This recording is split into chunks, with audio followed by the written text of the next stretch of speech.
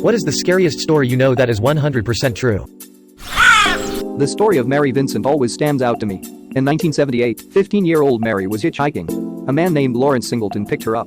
He brutally raped her and eventually made her get out of the car. She planned to run, but he noticed and cut both her arms off. He threw her into a ditch, ravine and left her to die. She packed her stumps with mud to stop the bleeding and spent all night crawling out. She eventually makes it to the highway and starts walking, naked and covered in blood. The first car that saw her sped away in fear. The second car was a couple on their honeymoon. They picked her up and she survived. Edited to add. I was in a rush when I wrote this, so you should definitely read more into the story. It's crazy. From the horrific act itself, to the court proceedings, to the fact that he hardly served any time. I've posted this before, but mine. When I was a baby, my dad played on a softball team. Typical social team, out for beers and pizza after with the guys, family event type thing. My parents were good friends with two of the other couples, both of them had young kids as well. On this occasion, the other two couples had left their kids at one of their houses, with a babysitter they were splitting. They invited my parents back to the house to have some more beers that night, but I was being fussy, and my mom nixed the idea, though they would 100% have normally gone back to hang out. Well, it turned out my fussiness on that day saved our lives. When the other parents got back to the house, they walked in on a home invasion. Two men had broken in, tied up the kids and the babysitter and her boyfriend, and were waiting for the parents. Took the parents hostage as well, and made the dads drive with them to Banksay grocery store, where one dad was manager, and clear out accounts safe. They then came back to the house and slaughtered both families, the babysitter and her boyfriend, kids included. They caught the two guys later on. My dad attended the trials and said it was the first time he had ever had thoughts of supporting the death penalty. It still gives me chills to know how close we came to getting killed that day, too. Edit. Wow, you guys are amazing detectives. I have been telling this story for years, and this is the first time I have been made aware that it wasn't me as a baby, it was my sister, 9 years older, born in '72. My dad has been telling me this story wrong for as long as I can remember. Sorry for the confusion, all. The mercury story always scares the crap out of me because I used to work in a lab, and we had a compound that could go through gloves.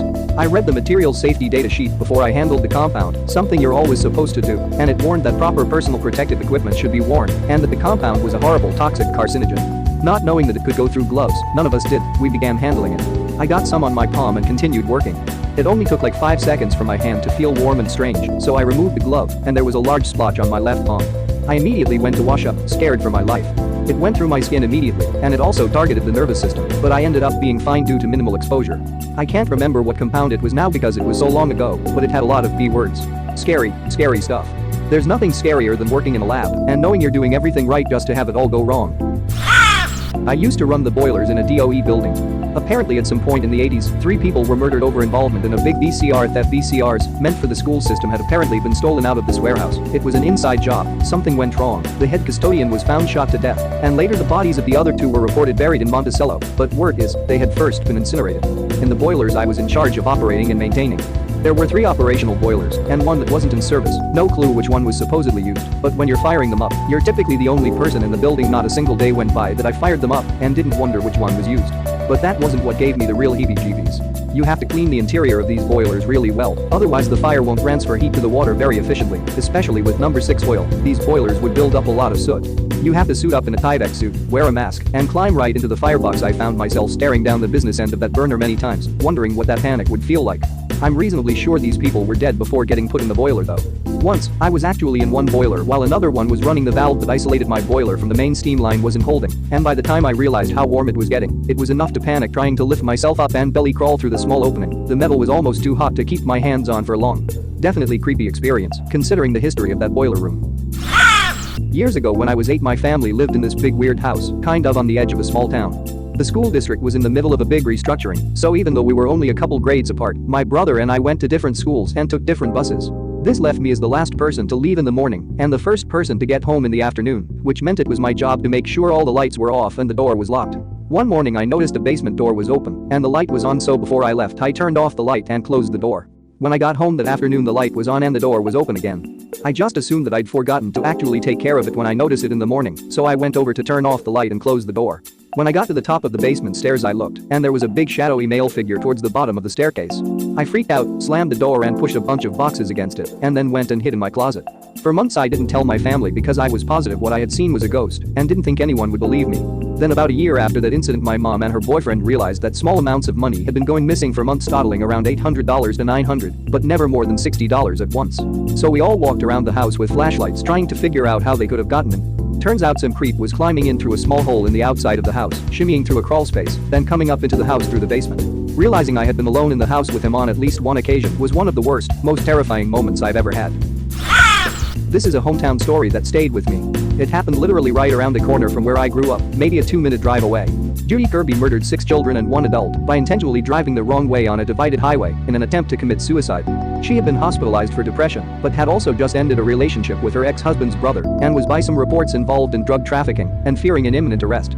She picked up her sister's son, who was celebrating his 10th birthday that day. She then loaded her 3 children into the car, supposedly to pick up a gift for the nephew. Instead, she went missing with the carload of kids. A short time later, calls started coming into 911 about a car going the wrong way down the highway at a high rate of speed. They made it about 90 seconds before a head-on collision with another vehicle, driven by a father with 2 children and another child along for the ride. The crash annihilated both vehicles. The only survivors were Kirby herself and the child who was along for the ride in the other car. There were pieces of children all over the highway. She was sentenced to 215 years in prison. John List killed his whole family, wife, mother, daughter and 2 sons. He meticulously planned the whole thing, canceling all delivery services, excusing the kids from school, and even turned the air conditioning as low as possible to preserve the bodies for as long as possible. After he killed them all, he placed the bodies in sleeping bags and lined them up. He then wrote a letter to his pastor explaining why he had to kill them. He then leaves and isn't heard from again. 18 years later he's remarried and doing the same job as before, but this time he doesn't have any children.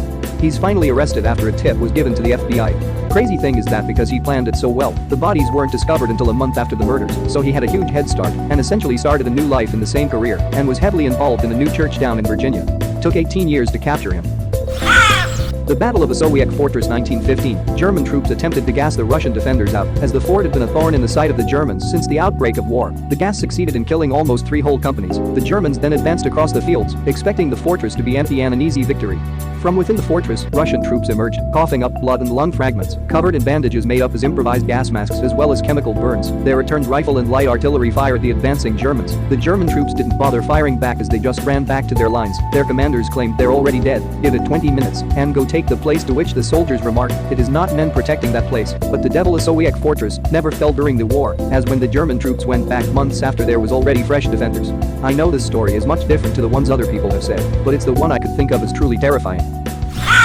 I'll tell you one that happened to me, or rather, I was witness to. One night, I was out at a bar with a friend I was visiting in New Rochelle, New York. We went outside for a cigarette, and a car came flying past the bar. The car burned through a red light and started going up this hill that was on a curve. We watched as he veered over the double yellow and smashed head-on with another car coming from the other direction. Both cars' hind ends lifted up, then slammed down. The car that was driving correctly burst into flames. I ran inside and grabbed the fire extinguisher, then yelled to the bartender to call 911 and say there has been an accident. My friend, a few other patrons, and me ran to the cars. Now, I used to think this was a fictional trope, but I was pretty drunk before this happened, and I swear it sobered me up instantly. I tried spraying the fire, but it did nothing. The fumes and heat were awful, and all we could do was stand back. The worst part was, and this will haunt me forever, was that the woman in the burning car was screaming as she died. My God, it was the worst sound ever. The fire department came and put the fire out. The police took us back to the bar and took statements. I found out the next day in the news that the car that was not speeding was being driven by a young woman coming home late from work. She was a block away from home, and I think she was either newly married or a new mother. The rotten motherfucker driving the other car was some rich drunk cocksucker. He lost a leg, but otherwise was physically unharmed. I have no clue if he did time, as I left to go back home a day or so later. I'm trying to find a link for the news story, but I can't, as this was maybe 6 or 7 years back. I remember it being reported on Low HUD and Channel 12 News. In my town in the early 90s there was a notorious killer that had all of BC, Canada on watch. My wife's mother, years and years before I knew them, had been home alone while her husband was in England doing tree surgeon work arborist. She was in her laundry room when a man walked up from her basement, completely scaring her. She freaked out and said, "What the hell are you doing here?" He said he was friends with her husband and was just coming to see if he was here. Apparently he told him he could just walk in, which she knew was bullshit. She was smart enough to tell him that he was just at the store and would be back any minute. He said he would wait outside for him. As soon as he left she called the police, but he was long gone by the time they got here. 2 weeks later, the killer was caught, his mugshot put on TV, and it was the guy in her house. My family has a similar story, and I'm pretty sure some of you serial killer buffs out there might figure out who it is before the reveal, because their story is pretty unique. When my parents were in college they went on a trip down to Florida. They had met through mutual friends and were down there together but hadn't gone on a date yet. My dad and one of his friends were planning to meet my mom and some of her friends at a hotel, but being the carefree college guys they lost track of time and realized it was impossible to get to the hotel on time by walking. They decided the best solution to their problem was to hitchhike, and a car with 2 women picked him up. Everything seemed fine until the driver asked them if it was okay to stop for gas. My dad and his friend agreed it was no problem since they were making good time, and she drove into a gas station. She then pumped her car full of gas before hopping back in and flooring it, basically stealing the gas with 2 hitchhikers in the back. My dad and his friend were beginning to freak out when she pulled a gun from under her seat and asked, "Are we gonna have a problem or something like that?" My dad and his friend shook their heads vehemently because what else do you do in that situation? She then drove them to the hotel and dropped them off without so much as a scratch, and they kinda thought nothing of it until the news started reporting on a serial killer in Florida known as Aileen Wuornos. He took one look at her picture and instantly recognized her as the driver. The only reason my dad thinks she didn't straight up kill them was because they were super polite and respectful to her and her victims, were usually scumbag guys trying to take advantage of her. TLDR. Aileen Wuornos is the reason my dad got to his first date with mom on time. Carol Darrage was at a shopping mall in Salt Lake City in 1974 when she was approached by a man claiming to be a police officer. He said that someone had tried to break into her car and asked her to come with him. He then said he would drive her to the police station and she got into his car. However, this guy was not a police officer and he did not drive her to the police station, but rather pulled into a parking lot. He then cuffed her, pulled out a gun, and threatened to kill her if she resisted. Only, he messed up. He meant to cuff both of her wrists, but only managed to cuff one. She escaped and fought him off despite being hit over the head several times. Her kidnapper was Ted Bundy. He killed another woman just 4 hours later. Her escape also helped identify Bundy, and she is part of the reason he was eventually arrested. Years ago, my mom's psycho boyfriend, now ex, went to my grandmother's house and asked to use the paper to look for a job in classifieds. While he had red flag moments in the past, he appeared to have cleaned himself up and been stable for a good chunk of time. She let him in without giving it much thought. He brutally attacked her, telling her over and over again that it'd be over soon. He zipped tight her hands, but didn't do a good job because my aunt that was living there came in and interrupted his attempt. However, she is disabled and proved little match for him as he overpowered her and zipped tight her as well. In the struggle, my grandmother was able to get herself free of the loose zip tie by ripping her skin, causing it to bleed, and using her blood to free herself. She then attacked the man. He is 6 feet 8 and a large dude, 350 pounds or so, but strong. She was maybe 5'1" and 135 pounds or so. His reasoning? If she were out of the picture, my mother would move away with him. Now, I want to say he also had duct tape to cover their mouths and wrap around their wrists, but that detail is fuzzy. I also want to say he had a weapon to actually murder them with, but once again that's fuzzy. He was eventually arrested. I remember being absolutely flabbergasted that he wasn't charged with attempted murder because he was charged with something like injury of the elderly something. That's why I'm fuzzy on the details. I remember being angry that he wasn't charged with something more like attempted murder, but he might have pleaded down to something. He received 7 or 8 years and served it in county jail. My grandmother died in 2012 and was 82 while he was serving his sentence. I believe she was 75 or 76 when that happened. He still had a couple of years left on his sentence because we moved into our current house in 2014 and lived there when he was released and thought he was stalking my mother. Last I checked, he now lives in his old home state. That being said, every once in a while, we will see a random car sitting outside of our house taking pictures. If we grab our phones to take pictures of them, they speed off. I think he's still stalking her. It's scary, but we have no proof. In 1972, a Uruguayan plane carrying a college rugby team fell in the Andes mountain range. Of 50 people, 13 people died in the crash or the following hours, and by the next day the survivor count was down to 27, which with little food, had to resort to eating the bodies of the dead, rationing how much each ate. After that, the remaining survivors made a pact stating that if they died they would be the next in line for consumption, and that the only bodies that would be used would be the families of those who voluntarily accepted to. They spent 72 days in the hostile environment. By the end only 16 survived.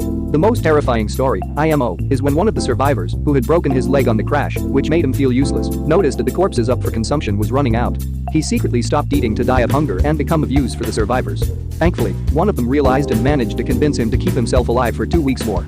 The rescue team found them within those 2 weeks. I highly recommend you read the book Viven. Or L'Associated de la Neve to get more details. For those of you that don't know, please allow me to tell you the story of the Bhopal gas tragedy, which is legitimately terrifying. In 1984, Bhopal, India existed a chemical plant responsible for pesticide production. With regulations being as poor as they were in the time and place, the plant was built above the slums of the city with faulty equipment. Eventually, this all came to a head on December 2 or 3, 1981. The faulty equipment, which regularly gave false readings, foretold of a leak that nobody took seriously. The chemical, which was denser than air, leaked from the factory to the slums down below and began to poison the townspeople. For hours the gas went on to kill at least 16,000 people in the dead of night, as those numbers are considered conservative and maybe even part of one of the largest cover-ups in history, as well as injuring an additional 500,000. The company didn't even alert anyone for at least a few hours and failed to let any medical professionals know about the possible dangers of what they were producing beforehand. As the chemical was denser than air and thus closer to the ground, children were the first to go. It also turns out a simple mouth covering would have given everyone the opportunity to escape had they been warned to do so by the company, but they did not. Edit. Bhopal, India in 1984, not 81. The story of George Stinney Jr. is horrifying. I hope this doesn't get buried because it's actually an important story in American history. A 14-year-old black kid was brutally executed in front of his parents in South Carolina. In 1944, George Stinney, a 14-year-old black kid, was accused of murdering 2 white girls and raping one of them. He was brought into the police department and starved. They told him if he confessed, he could eat, so eventually he did. His trial took only 2 hours. The jury was all white, and it's 1944 for he didn't stand a chance. They had no evidence. His parents were not even allowed at the trial because they were black. He spent 81 days in prison, and his parents could only see him once during this time. On June 16, 1944, Stinney was executed in a horrible way. They strapped him into the electric chair, which was too large for a 14-year-old, so they had him sit on a Bible. His father was allowed to say a few words to him, and then they started strapping the face mask onto him. He was whimpering and crying. He was electrocuted with such high voltage that his face deformed. But because he was far too young, the face mask fell off during electrocution, and everyone could see his face get morphed. One of his eyes fell out and his teeth were steaming afterwards. Tears were streaming down his face as he died. The story sends shivers down my spine. He was only 14. You can find pictures of him in the electric chair before he was electrocuted. Those pictures really show you how truly awful the story is. Thank you very much for watching. Don't forget to subscribe and like this video. Tell me what you dislike or love about this video, so please comment below and hit the bell icon so you're notified anytime a new video is released. This is a WeCrow Media production.